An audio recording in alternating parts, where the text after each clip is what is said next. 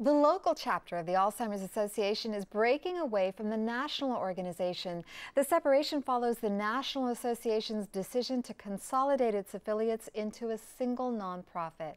Joining me to talk about the decision to break away is Mary Ball, President and CEO of the newly created group, Alzheimer's San Diego. Mary, why break away from the National Association, and how controversial a decision was this? Well, it was certainly a difficult decision for our board of directors to make, but when you look at how do we best serve this community, having a local board and having 100% of donations stay here in San Diego to help people here in San Diego and to support local research, that's the best way to go for us. So what was the National Association proposing under consolidation vis-a-vis donations? Well, all of the donations under the consolidation model would be sent to Chicago. So 100% of money raised would be sent to the Chicago headquarters, and then it was yet to be determined how much money would come back to local areas. So obviously that didn't sit well with the San Diego chapter. What about other chapters of the Alzheimer's Association? Well, when the consolidation was brought up by the national organization, half of the independent chapters opposed it. And so 3 chapters have separated from the national organization to date, and I suspect there's going to be more. Right now, 40% of donations go to the national organization, and I think there's a real move afoot to make sure that money that's raised in local communities stays in local communities. Still, there is a lot of history here. You said it wasn't that difficult a decision to make.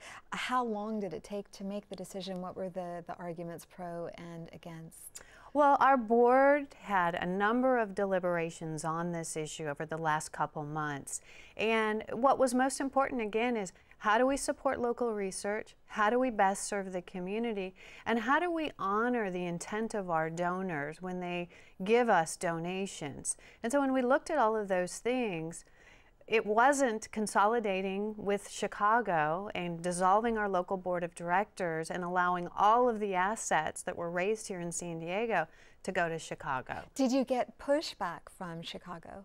Well, the headquarters of the National Alzheimer's Association has certainly been encouraging chapters to consolidate within them, but it's a local decision.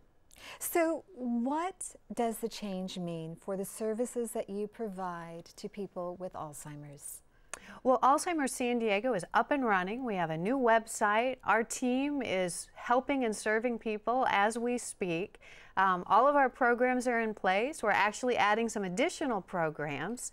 So I think this is going to allow us to expand what we do in the community, because if we can keep 40% more of dollars here in San Diego, we're going to be able to do more. So it's actually a positive for the local chapter, which is now an independent entity. But what are some of the new services that you're offering patients? Well, we have a volunteer respite program. It's called All's Companions, and that's where we train volunteers, pair them with families so caregivers can get a break. And that's what many of them need the most.